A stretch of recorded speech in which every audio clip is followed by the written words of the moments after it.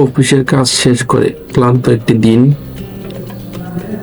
কিন্তু আজকের প্ল্যানটা ছিল একটু অন্যরকম। অফিসের পাশে এই খোলা জায়গা, গাছপালা আর ঠান্ডা বাতাসের মাঝে আমরা কয়েকজন মিলে বসে পড়লাম একদম সিম্পল একটা ইফতারের আয়োজনে। কোনো বড় আয়োজন নয়, মুড়ি, ছোলা, পেঁয়াজি ও আলুর চপ, বেগুনি আর সাথে পেয়ারা, তরমুজ, শসা। সবকিছুই ছিল খুবই সাধারণ, কিন্তু একসাথে বসে খাওয়ার মজাটাই ছিল আলাদা। সবাই হাতে হাতে কাজ করতেছে। আমাদের বড় ভাই মশিউল ভাই, সে অনেক কাজ করতেছে।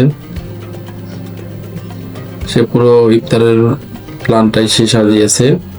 ধন্যবাদ বড় ভাই মশিউল ভাইকে।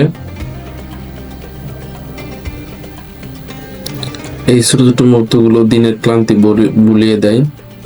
হাসি, আড্ডা, খোলা আকাশ সব মিলিয়ে মনে হচ্ছিল জীবনটা আসলে এতটা জটিল না। না কোনো ফর্মালিটি, না কোনো টেনশন, শুধু বন্ধুত্ব আর ভালো লাগা। হয়তো এমন